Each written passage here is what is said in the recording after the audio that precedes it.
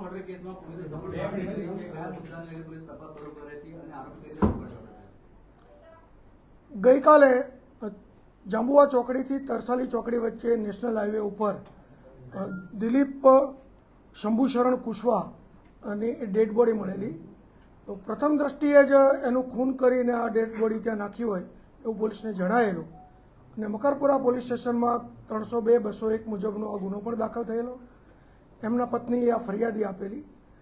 એમણે એક મકાન લીધેલું. એ મકાનમાં જે તે વખતના એના પાડોશી એમની બાજુમાં રહેતા હતા.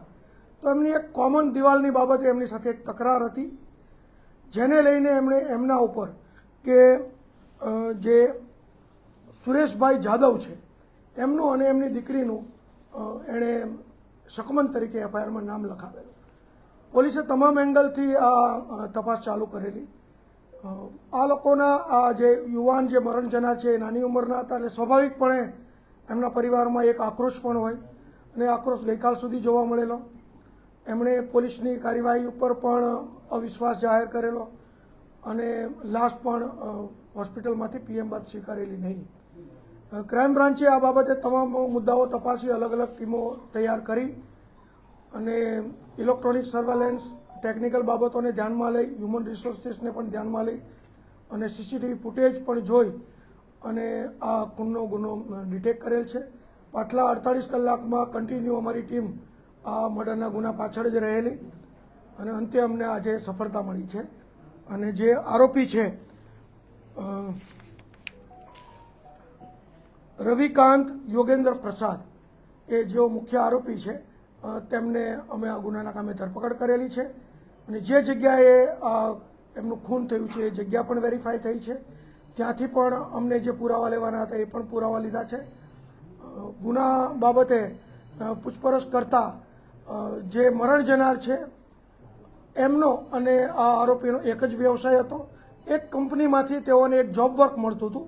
એ જોબ વર્ક પાછલા દિવસોમાં ફરિયાદી જે મરણ જનાર છે એમને વધારે મળતું હતું અને આમને એ કામ નહોતું મળતું. એ ધંધાકીય અદાવતને ધ્યાને રાખી અને એમણે આ મર્ડર કરેલું હોવાનું પ્રાથમિક રીતે જાણવા મળ્યું છે. મરણ જનારનો મોબાઈલ અને સેલ્યુલર એમનું જે મોટરસાઇકલ છે એ પણ જે તે વખતથી 3 તારીખથી ગુમ હતું. એ મોટરસાઇકલ પણ મળી આવેલું છે. આગળની તપાસ છે એ મકરપુરા પીઆઈ કરી રહ્યા છે. એમને આ પુરાવા સાથેના આરોપી હેન્ડઓવર કરવામાં આવશે અને આગળની તપાસ તેઓ કરશે. પોલીસ જે રીતે ક્રાઇમ બ્રાન્ચ આરોપી સુધી પહોંચી ગઈ હતી, જે રીતે આશંકા હતી એ પાડોશી પર હતી અને અત્યારે કંઈક બીજો જ નીકળ્યો છે. આરોપી તરીકે શકમન તરીકે જે તે વખતે જે સુરેશ જાદવનું નામ લખવામાં આવેલું, પરંતુ એમને તપાસ કરતા તેઓ એ દિવસે મહારાષ્ટ્રમાં ગયેલા, તે દિવસે રાત્રે જ આવેલા. એમના લોકેશન આધારે અને બીજી રીતે પૂછપરછ કરતા પ્રાથમિક પૂછપરછમાં એવું લાગેલું કે આ સિવાય કોઈ બીજી એંગલ હશે ખૂનનો અને એ એંગલ ઉપર પોલીસે તપાસ કરતા આ ખૂનનો ગુનો ડિટેક્ટ થઈ ગયો છે. આરોપીએ કન્ફેસ પણ કરેલ છે. આરોપી જે એનું પ્રિયંકા એન્જિનિયરિંગ કરીને એક વર્કશોપ છે મકરપુરા જીઆઈડીસીમાં, ત્યાં જ એણે આ ભોગ બનનારનું ખૂન કરેલ છે અને એ જગ્યાએથી એણે ત્યાં ખૂન કર્યું હોય એના પુરાવા પણ ત્યાંથી જ સાંભળેલ છે. આરોપી કેટલા છે, એક કે એકથી વધુ? આરોપી આ જે પકડાયા છે એ સિવાય પણ એમના એક મિત્ર છે પાસવાન કરીને, જેમની પણ શોધખોળ ચાલી રહી છે. જેણે પણ ડેડ બોડી ડિસ્પોઝલમાં અને ખૂન કરવામાં એની મદદગારી કરેલી છે. આ આરોપી છે એ ગુનાહિત ઇતિહાસ ધરાવે છે. અગાઉ 2007માં ચોરીઓ, વાહન ચોરી, ઘરફોડ ચોરી અને એક હથિયારનો ગુનો પણ, ગેરકાયદેસરનો હથિયાર એના કબજામાંથી મળેલું, એનો ગુનો પણ અગાઉ એમના વિરુદ્ધમાં દાખલ થયેલો છે.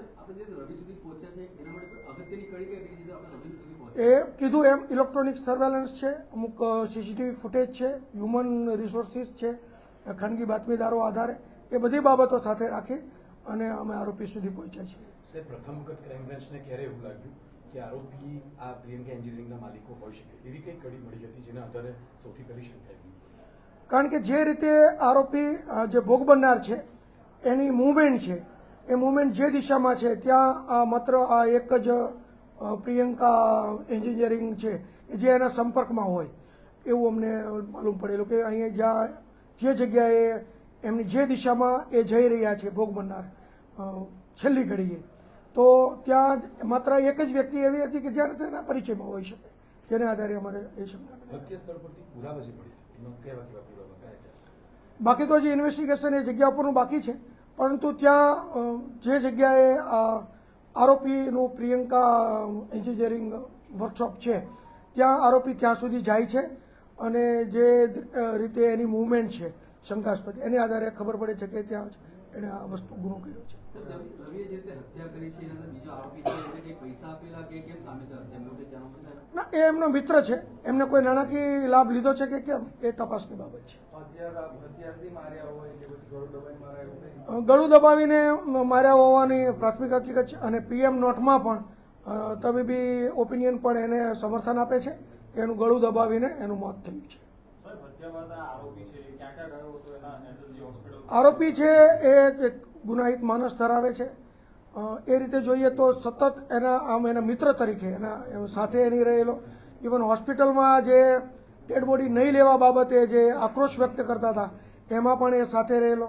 વધુમાં એક વિગત એવી પણ છે કે એ જે સ્માર્ટફોન વાપરતો હતો એમાં પણ એ પ્રકારનું સર્ચ કરતો હતો કે પોલીસને કઈ રીતે ગુમરાહ કરી શકાય, પોલીસથી કઈ રીતે ન પકડાય, એવું પણ એ સર્ચ કરીને એ જોતો હતો કે જેથી કરીને અને ટૂંકમાં પુરાવાનો નાશ પણ કર્યો છે. એટલે ગુનો કરવા માટે એનું ગુનાહિત માનસ છે એ પ્રથમ દ્રષ્ટિએ જ જણાય આવે છે. આગલા દિવસે જેમ આરોપી બીજો છે એ એમને આગલા દિવસે સંપર્ક કર્યો છે અને મરણ જનારને ત્યાં એણે બોલાવ્યો છે, એટલે એનું પ્લાનિંગ પણ ત્યાં મારવાનું હોઈ શકે, એ બિલકુલ નકારી શકાય નહીં. પાડે?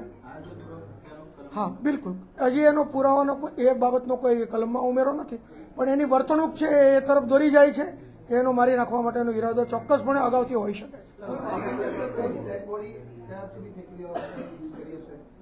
ડેડ બોડી છે એ ભોગ બનનારનું મોટરસાઇકલ છે એના ઉપર જ જે એના સાગરીત જે બીજા છે એમણે મોટરસાઇકલ ચલાવી લીધું છે અને મરણ જનારની ડેડ બોડી મોટરસાઇકલ ઉપર વચ્ચે બેસાડી છે અને પાછળ આરોપી પોતે બેઠા છે ડેડ બોડી પકડીને.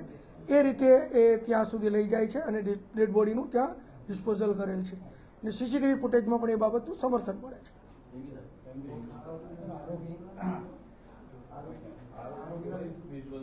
આરોપીના વિઝ્યુઅલ મળી જશે, આપણે લઈ શકો છો.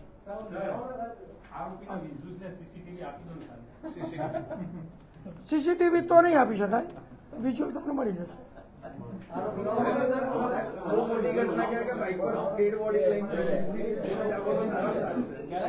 થોડી ઘણી મહેનત તમે પણ કરો.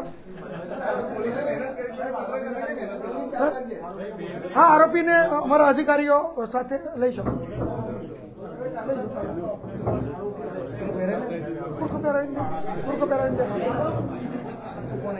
વાંધો નહીં.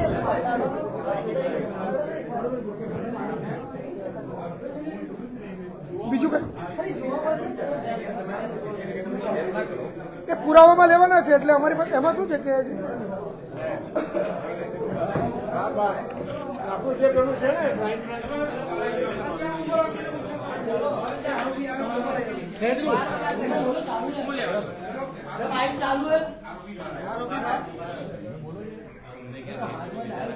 आरोपी है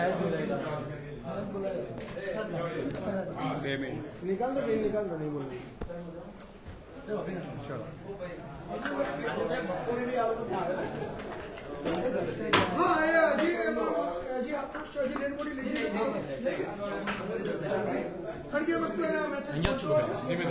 नीचे वायर दो जे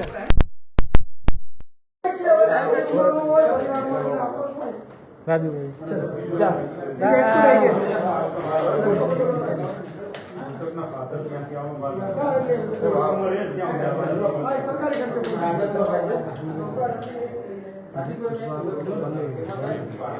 आओ पाटिल साहब, ले लो आइए.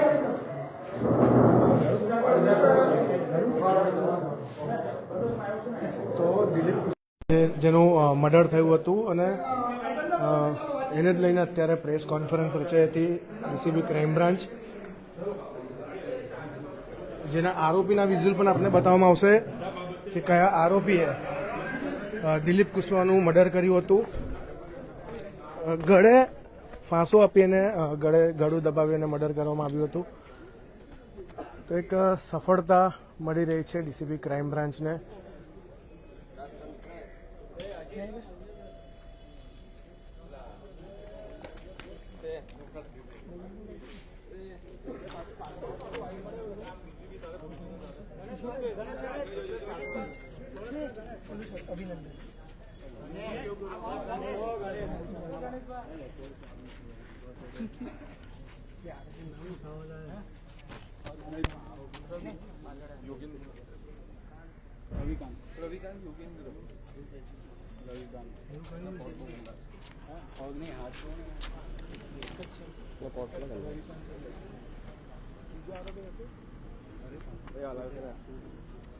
તો રવિકાંત નામ છે આરોપીનું અને જેને દિલીપ કુશવાહનું મર્ડર કર્યું છે ને જેના આરોપમાં અત્યારે ડીસીબી ક્રાઇમ બ્રાન્ચને સફળતા મળી છે.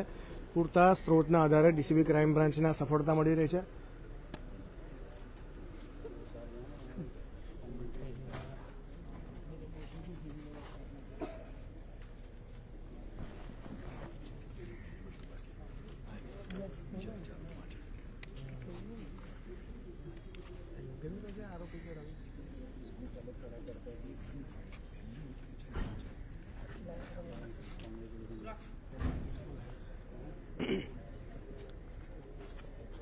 તો જોબ વર્કનું કામ અને ધંધાકીય અદાવતને ધ્યાનમાં રાખીને આ હત્યા કરવામાં આવી હતી.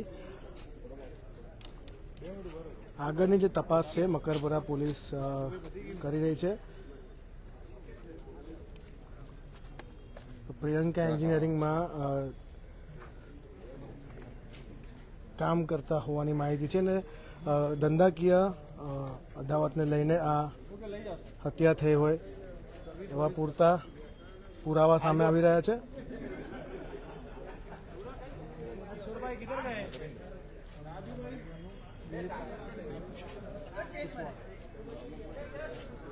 તો રવિન્દ્ર નામના આરોપીએ દિલીપ કુશવાહને ધંધાકીય અદાવતને લઈને ગળું દબાવીને હત્યા કરવાનો મામલો સામે આવ્યો ત્યારે ડીસીબી ક્રાઇમ બ્રાન્ચને સફળતા મળી રહી છે. સયાજી સમાચાર સાથે જોડાવા બદલ આપસોનો ખૂબ ખૂબ આભાર. કેમેરામેન મુનાફર સાથે હું વિરાજ ભટ્ટ, સયાજી સમાચાર, વડોદરા.